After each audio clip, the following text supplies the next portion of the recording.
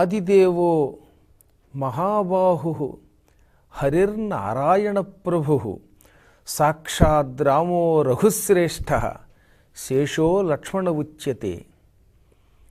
శ్రీమద్ రామాయణంలో యుద్ధకాండలో పట్టాభిషేకంలోని ఒక అద్భుతమైన మహాపవిత్రమైన శ్లోకం ఇది. సమస్త లోకాలకి మొదటి దేవుడు గనక విష్ణుమూర్తిని ఆదిదేవుడు అన్నారు. ప్రథమ ప్రభువు, ప్రథమ దేవుడు. సరే, మహాబాహుడు శ్రీహరి, నారాయణుడు అని పేరు కలిగినటువంటి చక్రవర్తి. ఆయనే రామచంద్రుడిగా పుట్టాడు. రాముడికి ఇవన్నీ విశేషణాలు. సాక్షాత్ శ్రీ మహావిష్ణువే రాముడు అనే పేరుతో ఇక్ష్వాకు వంశంలో జన్మించాడు. ఆదిశేషుడు లక్ష్మణుడు అనే పేరుతో జన్మించాడు. ఈ దివ్య శ్లోకం సంపదలని అందించి శత్రుపీడని తొలగించే అద్భుత మంత్రశ్లోకం.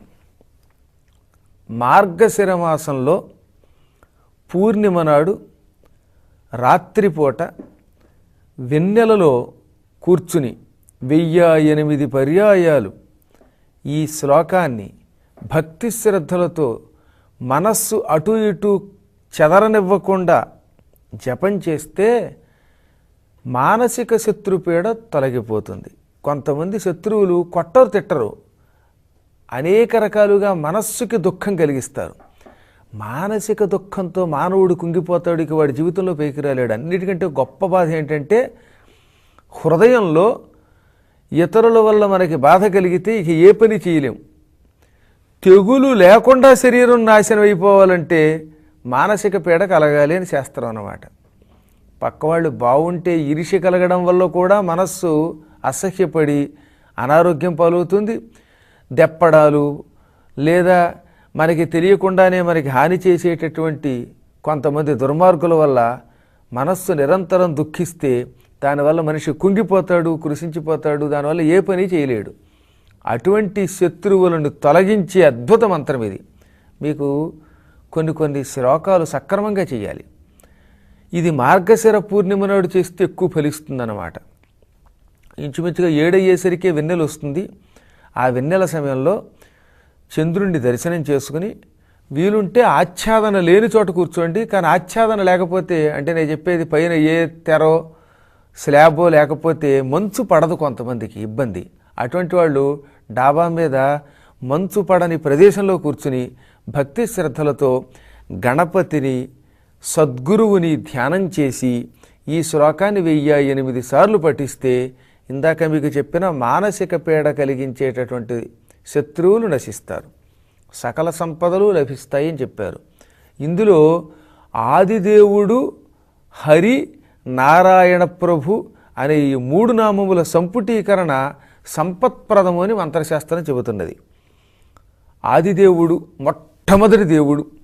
దేవతల్లో కూడా మొదటి దేవుడు, తర్వాత దేవుడు ఉంటారా అంటే, రూపం ధరించినప్పుడు చరాచర జగత్తుని రక్షించడానికి ఆయన అందరికీ కనిపించాడు. మొట్టమొదటిసారిగా నిర్గుణ పరబ్రహ్మం రూపం ధరించి ఆ రూపం ఎలా ఉంటుందని చూపించాడు. కాబట్టి అలాంటి ప్రథమ రూపాన్ని ఆదిదేవుడు అంటారు. సరే, శ్రీహరి అనే పేరే సర్వపాపాన్ హరతీతి హరిహి, సకల పాపాలను హరిస్తాడు. పాపాలు హరింపబడితే ఆ సంపదలు వాటంతటవే వస్తాయి. సకల లోకాలను రక్షిస్తాడు.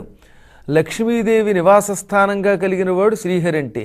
అటువంటి హరిస్మరణ వల్ల సంపదలు వాటంతట అవే అభివృద్ధి అవుతాయి. నారాయణ ప్రభు అన్నారు ఆయన. నారాయణుడు అంటే ఆపో నారాయితి ప్రోక్త ఆపో వై నరసోనవ అయినంతస్యత పూర్వం తేన నారాయణ స్మృత. నీటిని నారములు అంటారు. ఎప్పుడూ నీటిలో నివసిస్తాడు కనుక, పాలసముద్రం అంటే తెల్లని రంగులో ఉండే జలం, నీరే తనకి నివాసం. నీరు ఆయనలో ఉంటుంది కనుక నారము అయనముగా కలవాడు నారాయణుడు. అంటే జలమే నివాస స్థానంగా కలిగిన వాడు నారాయణుడు. ప్రాణమున్న వాళ్ళందరూ నారములే. ప్రాణులలో ఆయన ఉంటాడు, ఆయనలో ప్రాణులు ఉంటాయి కాబట్టి కూడా నారాయణుడు అంటారు. జ్ఞానములో ఆయన ఉంటాడు, జ్ఞానం ఆయనలో ఉంటుంది కాబట్టి నారాయణుడు. కాబట్టి ఈ 3 ఇందులో ఉన్నాయి కనుక ఇది సంపత్ప్రదం. కాబట్టి వెన్నెలలో హాయిగా మార్గశీర్ష పూర్ణిమ నాడు రాత్రిపూట ఈ మంత్రాన్ని 1008 సార్లు జపిస్తే మానసిక పీడ తొలగుతుంది, సంపదలు కలుగుతాయి. మరొక్కసారి మంత్రశ్లోకం చెప్పుకుందాం.